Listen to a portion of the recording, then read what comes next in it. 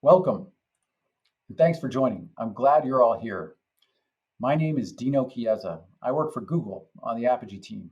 My role is to help customers understand and use Apigee to solve their business problems.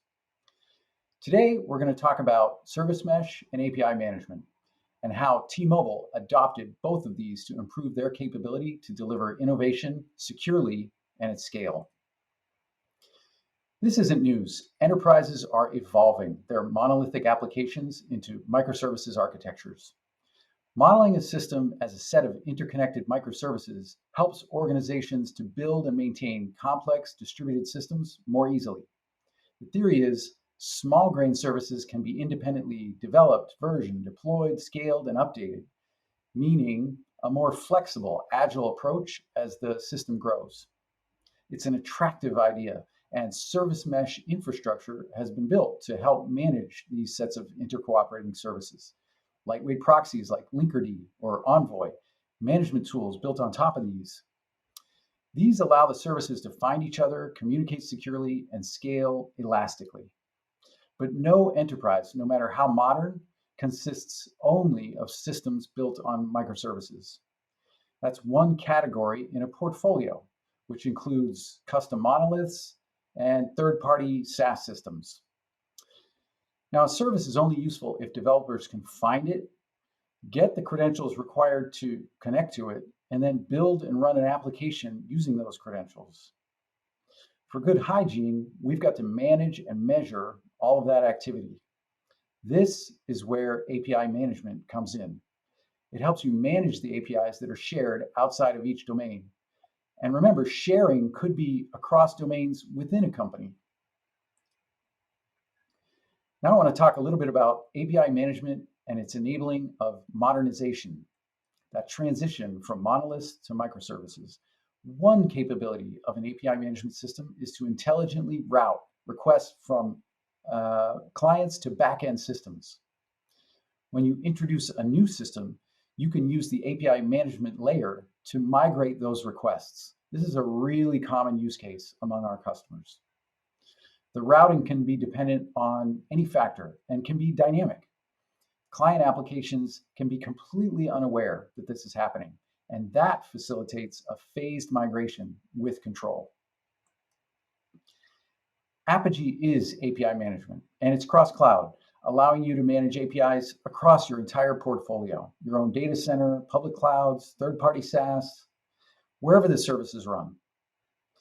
With that, now I'd like to invite my friend Terry to talk about T-Mobile's modernization journey and how they used API management and service mesh as complementary pieces of their foundation.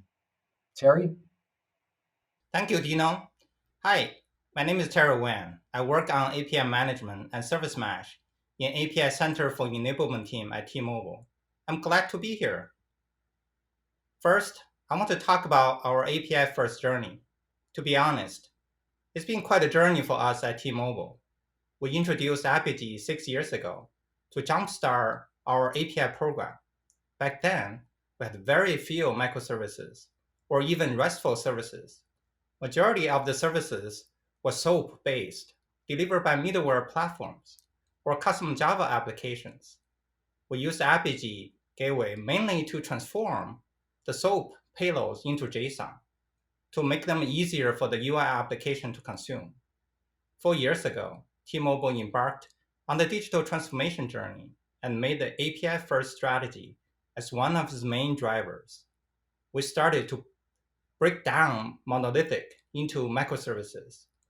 We had tremendous growth, not only in number of services, but also in business agility.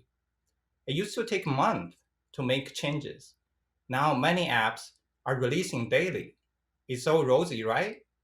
Yes, but we definitely experienced growing pain. We still had multiple platforms, languages, and libraries. Security was still difficult to implement, and observability and delivery were inconsistent. That's when we started to look into Istio Service Mesh. We successfully deployed our pilot services into production last year. Now we're planning to roll out in big waves in both our public and private clouds. Since our team started 2 years ago, we've been working on building developer tools to bootstrap API development in every phase of the lifecycle.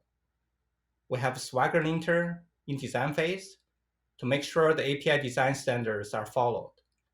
In development phase, we provide teams with Apigee proxy and Istio mesh generators. In build and deployment phase, we give domain teams the CI/CD pipelines with compliance checks. These tools allow development teams to deploy their services into Apigee and Service Mesh in a secure and resilient manner. In every step in the API development lifecycle, the events are logged, metadata is collected, and they are searchable through our API Explorer tool, where both API consumers and providers can find the relative information about their services quickly.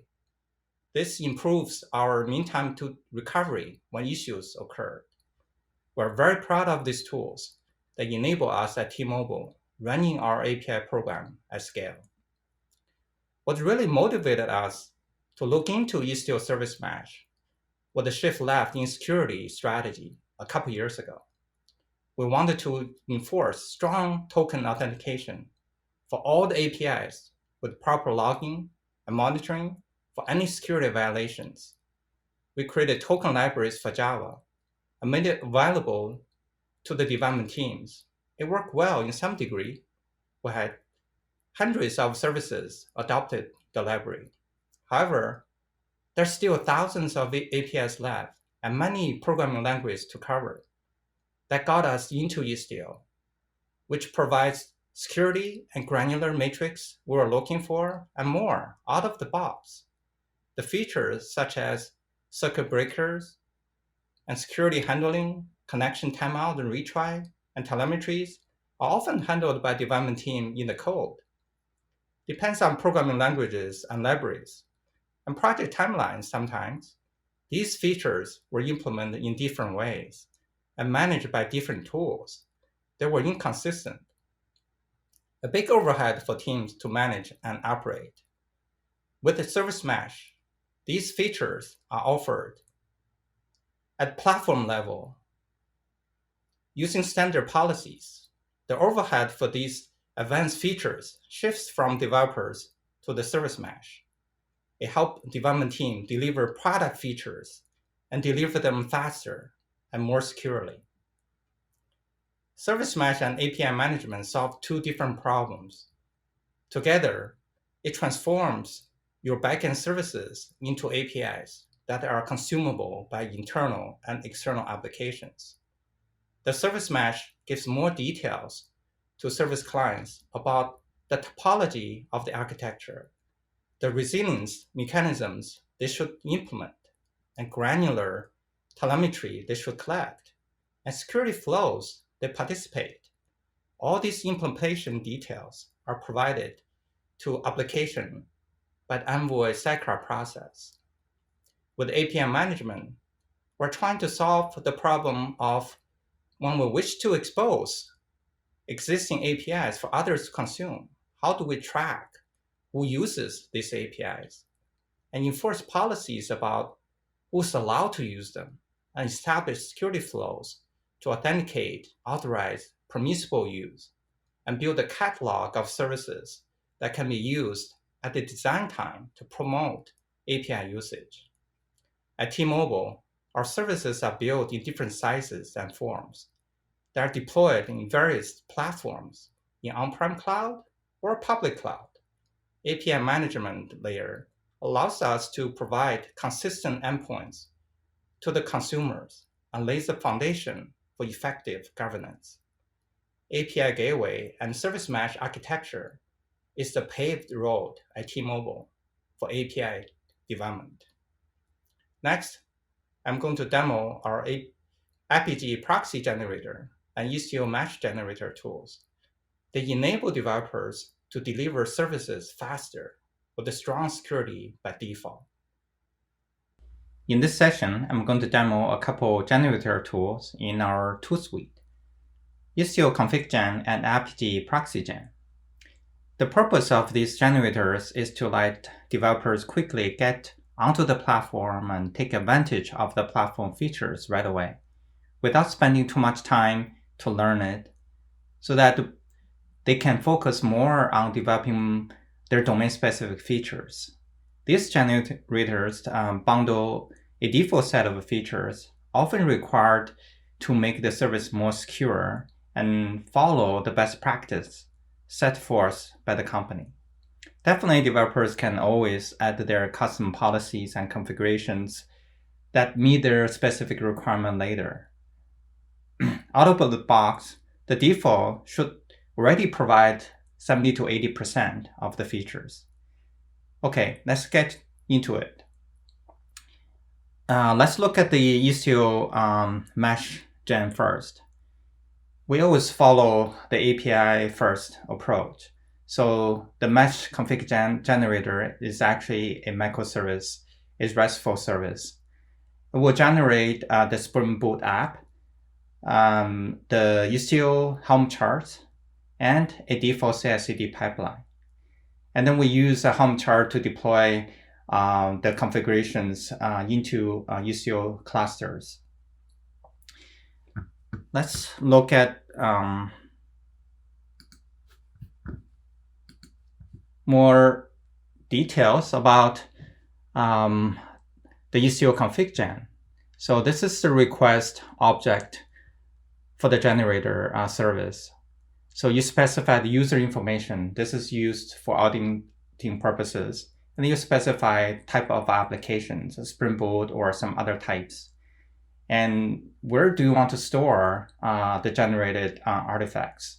If you want to generate the microservice based on the Swagger by default, you can specify the Swagger information and the Java base class and some other informations. And for Istio, right? So you need to specify where's your cluster? Where do you want to deploy these apps to? However, you can change or add other configurations later. So one of the features is required is the security, JWT token validations. This is required by any services at any layer to enforce zero trust. So these are the configurations. And luckily, Istio provides this feature by default. You just need to configure it. Let me run this service. Okay, it will take a few seconds, but you will see a new folder should be created in the repository. Now it's started generating, and the Istio configuration is stored at a common folder. And these are the features we bundle together as a default set. The authentications and the service entry and circuit breakers and a default canary release pattern and HPA and some other routings. I want to get specifically into the authentication configuration. So we enable MTLS and JWT token validations. So this is to make the service more secure, and you don't need to implement the libraries at the code level. So we also generate a default CI/CD pipeline, which allows you to deploy your configurations into the cluster more easily. So the pipeline will build the Java app and push the container image into the registry and do the static code scan and run the default set of unit test and finally deploy into the cluster. And you can customize this all you want.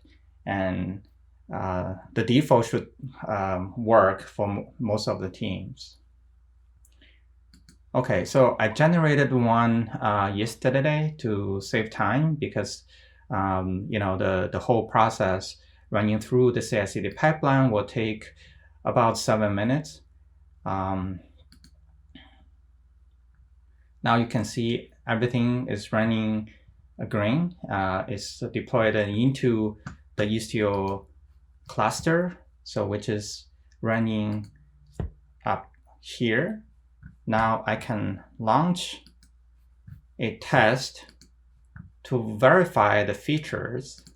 So if I don't have the token, the bearer token, and I should get 401, yes, it's unauthorized, right? So if I include valid bearer token, now it's getting through. However, my service, since it's not implemented, will through 501, right? So the other one I want to test is that I exclude the host check path, right? So without the token, it should work just fine.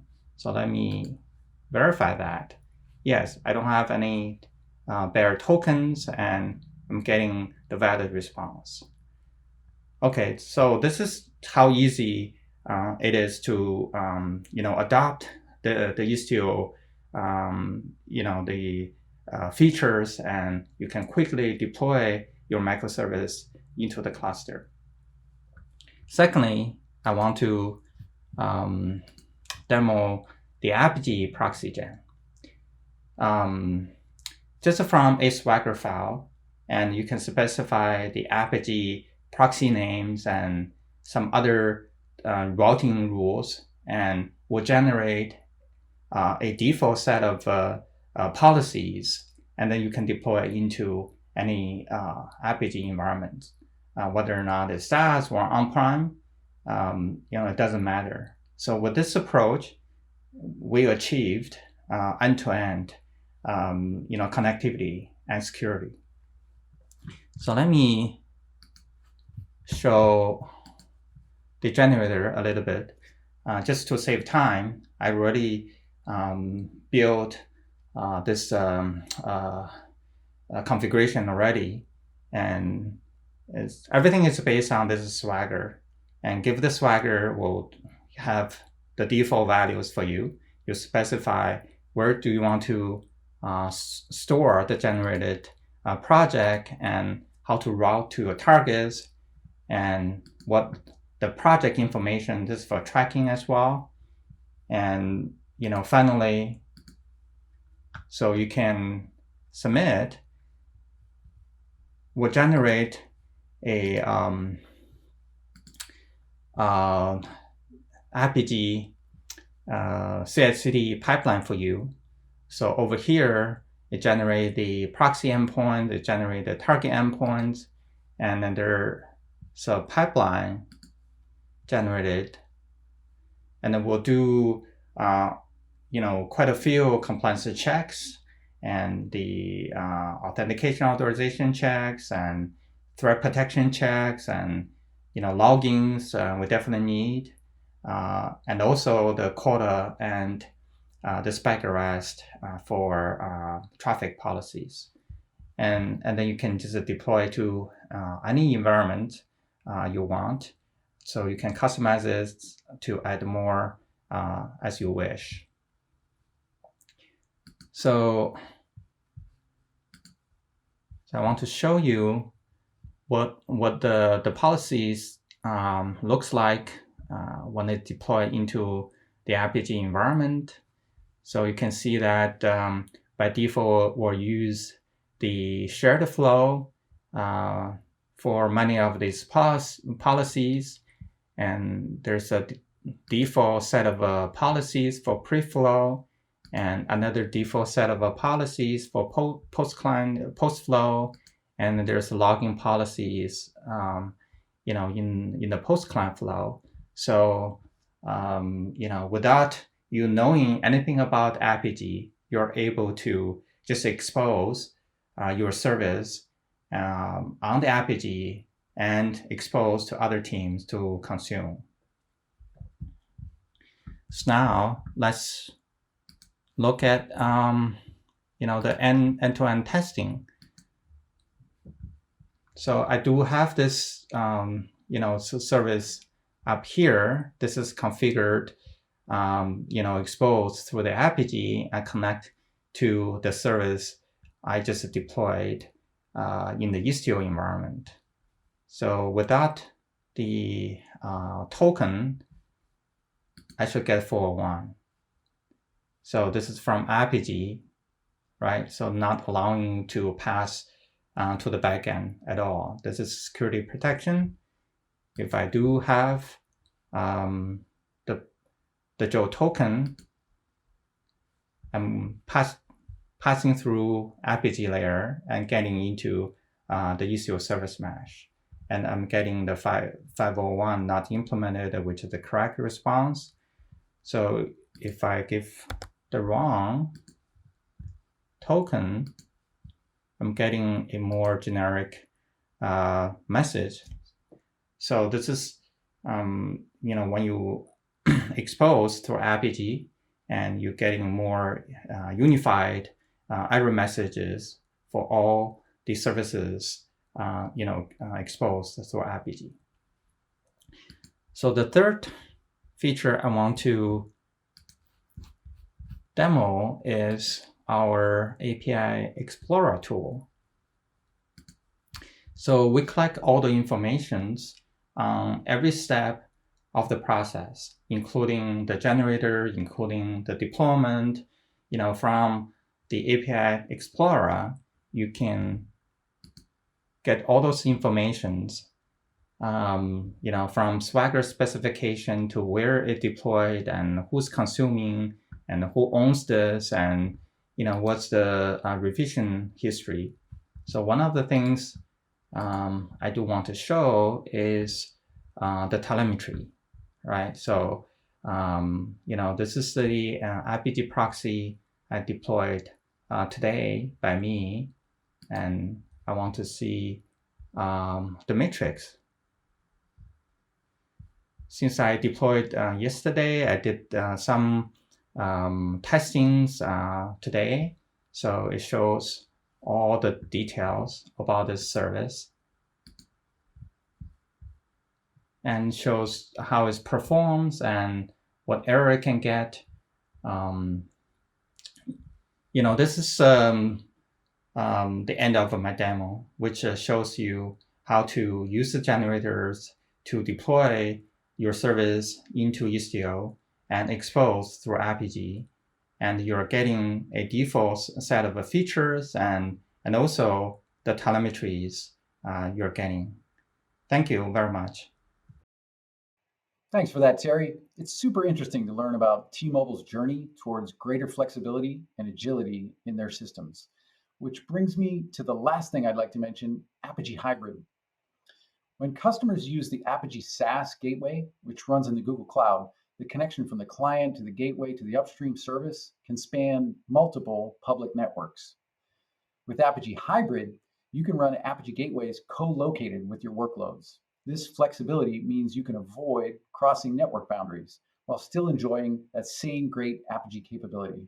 So consider that if you need that capability. Finally, I'd like to summarize. A couple things we learned today. API management complements microservices architectures. Second, T-Mobile's journey combines API management and service mesh with processes and tooling to produce a platform on which T-Mobile developers build the future. And finally, Apigee Hybrid provides even more flexibility for those who need it. For both Terry and I, thank you for watching this session. To continue the conversation, I've set up some expert one-on-one sessions over the next couple of weeks. We will be answering your questions in the Q&A section for this session also. Thanks again.